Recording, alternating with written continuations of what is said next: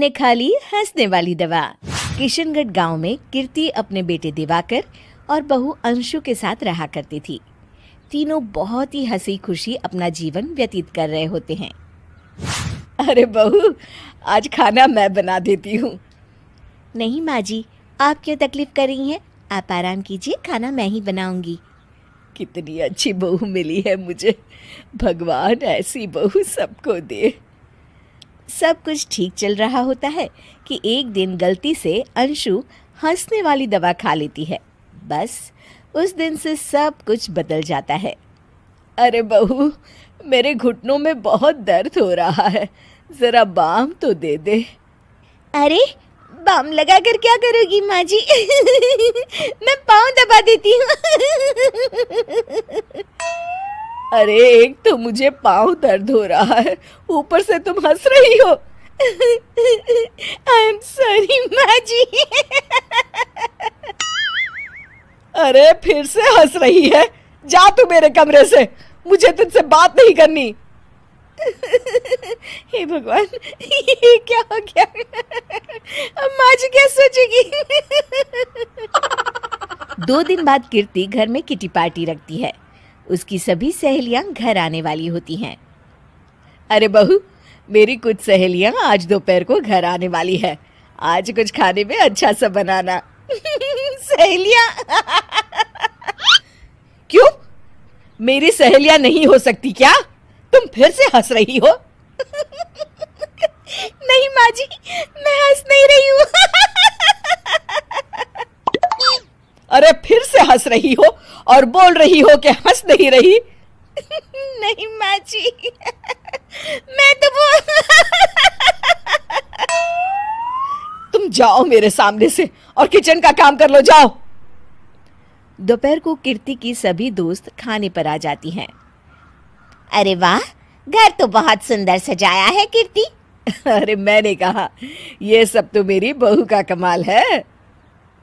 अरे वाह, बड़ी गुनी है तुम्हारी बहू तो।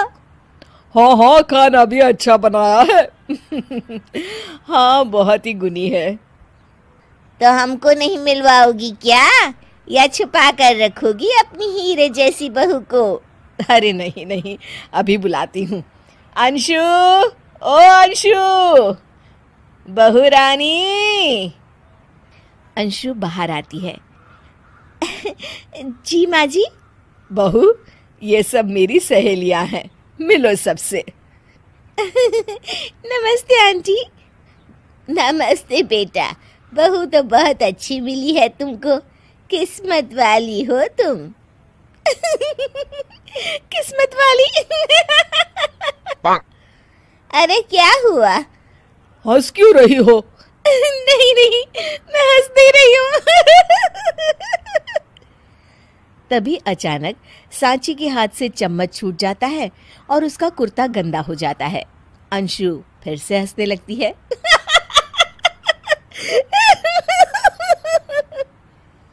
इधर सब सहेलियां गुस्सा होकर चली जाती हैं। कीर्ति भी नाराज होकर अपने कमरे में चली जाती है। हे भगवान, ये मैंने क्या कर डाला? इस तरह से तो माँ जी और उनकी सहेलियां नाराज हो गई। अगले दिन, बहू, ओ बहू, किधर हो? जी माँ जी। जल्दी से मेरे साथ चलो, पड़ोस वाले शर्मा जी की हार्ट अटैक से मौत हो गई है, उनके घर बैठक के लिए जाना है। अंशु तैयार होकर आ जाती है। थोड़ी देर में दोनों शर्मा जी के घर पहुंच जाती हैं। वहां पर सब रो रहे होते हैं। कीर्ति शर्मा जी की बीवी के पास बैठकर उन्हें सांत्वना देने लगती है। बड़े अच्छे इंसान थे मेरे पति। अच्छा। तुम हंस क्यों रही हो? वो अच्छे थे। हाँ हाँ, बहुत अच्छे थे अंकल। अरे अंशु, हंस मत। माँ जी, मैं हंस नहीं रही। मैं तो आंटी जी को बस दिलासा दे रही थी। सब औरतें अंशु की इस हरकत से हैरान हो जाती हैं। कीर्ति भी बहुत शर्मिंदा होती है और वो अंशु को लेकर फटाफट घर लौट आती है। अंशु, क्या हो गया है तुझे? हंस क्यों रही थी तू वहां पर? नहीं बाजी, मैं तो बस अरे तू फिर से हंस दी। जा तू अपने कमरे में, मुझे तो तुझसे बात ही नहीं करनी। मेरा बेटा ही तुझसे बात करेगा अब। रात को जब दिवाकर घर लौट आता है तो कीर्ति दिवाकर को सब कुछ बताती है। ठीक है माँ, अब फिक्र मत करो, मैं अंशु से बात करता हूँ। दिवाकर अपने कमरे में जाता है। जी आ गए आप? कैसे हैं? मैं तो ठीक हूँ, बस सर में हल्का दर्द है। सर में दर्द? अरे इसमें हंसने की क्या बात है? नहीं, मैं हंस नहीं रही हूँ।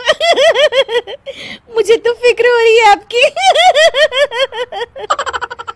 एक तो मेरे सर में दर्द है, ऊपर से तुम हंस रही हो। अरे कैसे समझाऊं मैं आपको? मैं हंस नहीं रही। अंशु, तुम इस घर से चली जाओ। माँ ने मुझे बताया जो भी तुमने शर्मा आंटी के घर किया, और किटी पार्टी में भी। नहीं जी, मैं ऐसे नहीं हूँ। तो अभी क्या हुआ था? क्यों हंस रही थी तुम? रुकिए, मैं आपको सब कुछ बताती हूँ आपको सब कुछ। अंशु डायरी में लिखकर दिवाकर को पढ़ने देती है। कुछ दिनों पहले मैंने गलती से हंसने वाली दवा पी ली थी, जिसकी वजह से ये सब हो रहा है। इसका असर कुछ दिन और रहेगा। अरे तो तुमने ये सब पहले क्यों नहीं बताया अंशु? वो मैंने माँ जी को बताने की बहुत कोशिश की, मगर उन्होंने सुना ही नहीं। अरे ठीक है, मगर वादा करो जब तक दवाई का असर ठीक नहीं हो जाता तुम घर से बाहर नहीं जाओगी। नहीं जाऊंगी, और हंसूंगी तो बिल्कुल नहीं। लो, तुम तो फिर से हंस दी।